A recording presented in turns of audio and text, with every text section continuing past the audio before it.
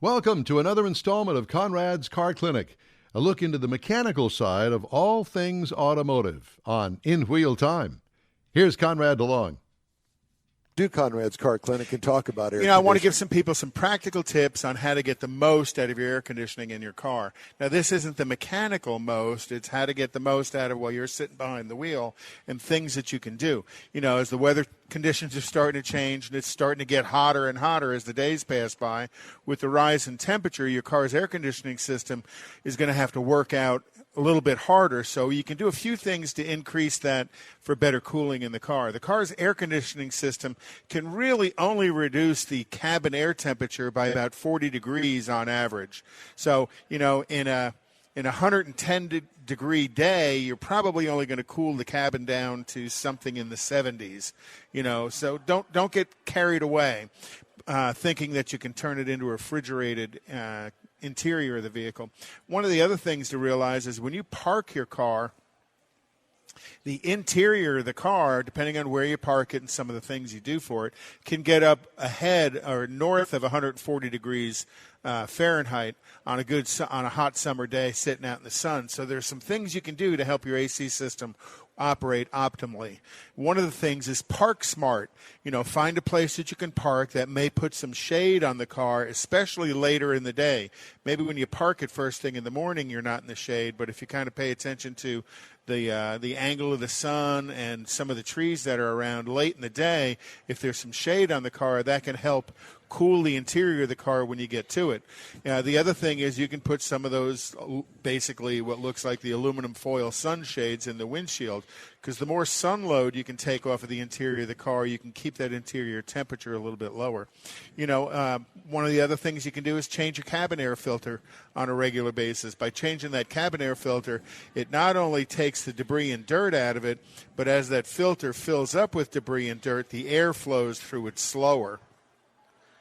And airspeed is one of the things that helps cool you through the convection of the air blowing over you. So, and with that, when you start your car, don't start it on recirculate. When you first try and cool your car off, put it on outside air and kind of roll the windows down. So as you start it up, all that 140-degree air you blow outside of the car. And then once the air conditioning system starts to cool, less than a minute, roll your windows back up and then switch it to recirculate, because if you're trying to heat the inside air that's 140 degrees, it's going to be easier to heat or to cool the inside air at 140. It'll be easier to cool the outside air at 100 degrees to cool the interior of the car.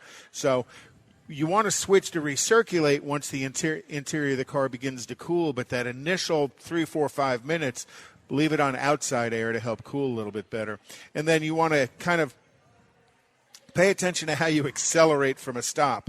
If you're pretty heavy-footed, like most of us are, one of the things you have to know is when you go close to wide-open throttle, the computer in your car turns the AC compressor off, and it's just a matter of trying to deliver as much power to acceleration as it can, so it's going to turn some of those accessories off. So when you turn the AC compressor off, the air conditioning system stops cooling. So accelerate a little bit lighter, especially early on, and that'll help cool the interior of the car down. Reposition the AC vents so they're actually blowing on you. Again, that air convection will help cool you a little bit better. If you're alone in the car, close the passenger side vents, and it creates more airflow on the driver's side for you. And then keeping the vent and the duct and interiors and the AC evaporator clean. Many times, a simple reason for the AC doesn't blow enough cold air is that the system's kind of full of dust and debris inside the evaporator case. So getting that cleaned, I'm going to tell you, at least once a year is to your benefit, because that allows the air to flow through a little bit better. Simple things you can do to help improve your air conditioning system. Well, and, you know, I think that you mentioned it. I know at this time of the year, first of all, I take the clear roof panel off of the Corvette and put the solid roof panel on it. Lowering the sun load. Right. And the second thing that I do is I put up the windshield screen. The foldable screen that I have goes in the windshield. Even though it's underneath the cover, I've got an all-weather cover that it sits under. Mm-hmm. Yeah. I always put the sunscreen in the windshield. again, anything you can do to reflect heat from getting into the car is going to help keep the interior cool. And then roll the windows down by about a half an inch. Just a crack at the top. And that lets the hot air that rises to the top of the car vent out. Some people don't like doing it because there's a security issue about people can kind of get in your car. But if your car is parked securely, yeah, definitely leaving a crack in the window. And it's under a cover. You're not going to see that the windows are cracked anyway. Conrad's Car Clinic is a copyrighted presentation of In Wheel Time.